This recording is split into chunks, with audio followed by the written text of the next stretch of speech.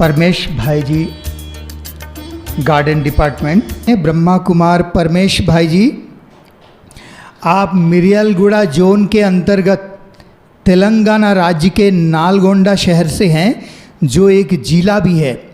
वैसे तो आप वास्तव में राजस्थान के अजमेर के हैं। आपके परदादा अपने समय पर तेलंगाना में ही स्थायी रूप से बस चुके थे, इसलिए परिवार में अभी भी राजस्थानी संस्कृति का चलन है। आपने अपनी पढ़ाई तेलुगु भाषा में ही 12वीं तक की पूरी की। सन 2001 में आपने ज्ञान प्राप्त किया और सन 2007 में अपना जीवन यज्ञ में पूर्ण रूप से समर्पित किया। इससे पूर्व आपने अपने सेवा केंद्र पर भी 1 वर्ष तक रहकर सेवा केंद्र इंचार्ज ब्रह्मा कुमारी शकुंतला दीदी के सानिध्य में ऑलराउंडर सेवाएं भी की।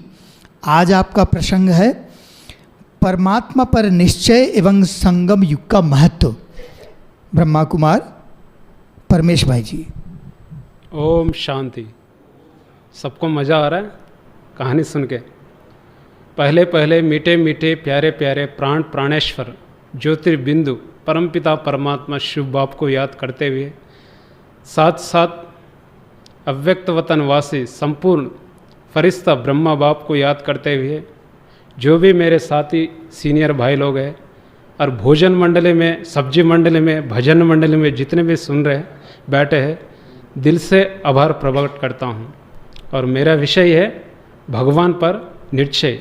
अगर भगवान पर विश्वास करेंगे तो जग विश्वास करेगा। तो इस पर स्टोरी सुनाता हूँ मैं। तो एक बार क्या हुआ था, एक व्यक्ति था समाज में, तो उन्होंने अपने वादा करता है भगवान से, भगवान मैं जब तक हूँ तब तक आपको मैं याद करता रहूँगा, साथ देता रहूँगा। तो रोज़ भगवान के पास जाता है मंदिर में। मंदिर रहती है सागर के किनारे, रेती के किनारे में एक टेम्पल रहता है। तो वहाँ भगवान को मिल के वापस आता है तो रेती में देखता है 4 पैर दिखता है। तो ये सोचता है कि 4 पैर माना 2 पैर मेरा, 2 पैर भगवान का, तो भगवान मेरा साथ है। इस तरीके से खुश रहता है। फिर दूसरा दिन जाता है, इसे चलते रहता है। तो उनका क्या था, एक छोटा सा बिजनेस था। तो धीरे धीरे क्या होता है, बिजनेस में वृद्धि होती है। तो फिर भी उस समय भी भगवान के पास जाता है, याद करता है, आता है तो पीछे मुड़ के देखता है 4 पेड़ दिखता है, 2 मेरा 2 भगवान का। खुश होता है, भगवान आज भी मेरा साथ है।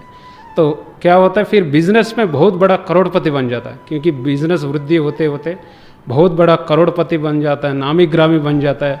और लोग आना जाना करते, कईयों को रोजगार देता है। बहुत बड़ा ही होने के बाद उस समय भी टाइम निकाल के, क्योंकि उन्होंने वादा किया था जब तक मैं शरीर में हूँ तब तक भगवान को नहीं छोड़ूंगा, भगवान को याद करूँगा। फिर भी टाइम निकाल के जाता है, तो आता है, फिर वापस देखता है तो 4 पेड़ दिखता है, खुश होता है क्योंकि भगवान मेरा साथ है।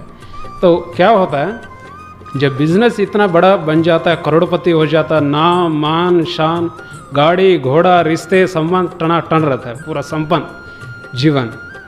तो सोचता फिर होता क्या, फिर धीरे धीरे वो जो बिजनेस था इतना बड़ा, करोड़ों का प्रॉपर्टी, कहावत है ना, जो काल का करोड़पति था वो आज का रोडपति।